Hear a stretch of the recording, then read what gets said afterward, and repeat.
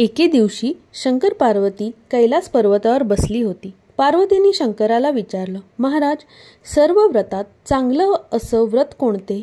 श्रम थोडे आणि फळ पुष्कळ असं एखादं व्रत असलं तर मला सांगा. मी कोणत्या पुण्याईनं आपले पदरी पडले हेही मला सांगा. तेव्हा शंकर म्हणाले, जसा नक्षत्रात चंद्रश्रेष्ठ, ग्रहात सूर्यश्रेष्ठ, 4 वर्णात ब्राह्मण श्रेष्ठ, देवात विष्णू श्रेष्ठ, नद्यात गंगा श्रेष्ठ, त्याप्रमाणे हरितालिका हे व्रत सर्वात श्रेष्ठ आहे. ते तुला सांगतो. तेच तू पूर्वजन्मी हिमालय पर्वतावर केलंस आणि त्याच पुण्याने तू मला प्राप्त झालीस. ते व्रत ऐक. ते व्रत भाद्रपद महिन्यातील पहिल्या तृतीयेला करावं. ते पूर्वी तू कसं केलंस ते मी तुला आता सांगतो. तू लहानपणी मी तुला प्राप्त व्हावं म्हणून मोठं तप केलंस. 64 वर्ष तर झाडाची पिकली पानं खाऊन होतीस. थंडी, पाऊस, ऊन ही तिन्ही दुःख सहन केलीस. हे तुझे श्रम पाहून तुझ्या वडिलांना फार दुःख झालं व अशी कन्या कोणाला द्यावी अशी त्यांना चिंता पडली.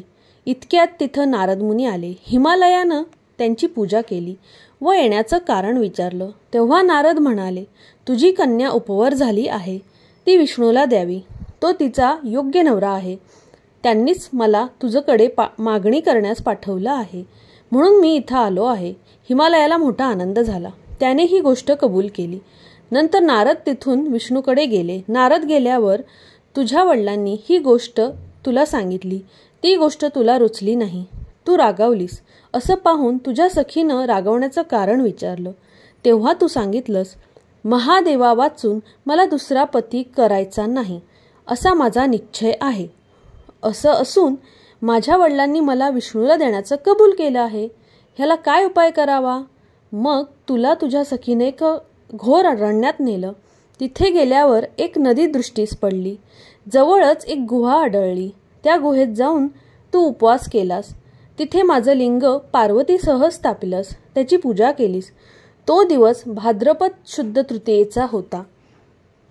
रात्री जागरण केलंस. त्या पुण्यानं इथलं माझं आसन हललं. नंतर मी तिथं आलो. तुला दर्शन दिलं आणि वर मागण्यास सांगितलं. तू म्हणाली, तुम्ही माझे पती व्हावं याशिवाय दुसरी इच्छा नाही. नंतर ती गोष्ट मी मान्य केली. मी गुप्त झालो. पुढे दुसऱ्या दिवशी ही व्रतपूजा विसर्जन केलीस. मैत्रिणीसह त्याचं पारणं केलंस. इतक्यात तुझे वडील तिथे आले. त्यांना तुला इकडे पळून येण्याचं कारण विचारलं. मग तू सर्व हकीकत सांगितलीस. पुढं त्यांनी तुला मलाच देण्याचं वचन दिलं. तुला घेऊन घरी गेले. मग काही दिवसांनी चांगला मुहूर्त पाहून मला अर्पण केलं. अशी या व्रतानं तुझी इच्छा पूर्ण झाली. याला हरितालिका व्रत असे म्हणतात.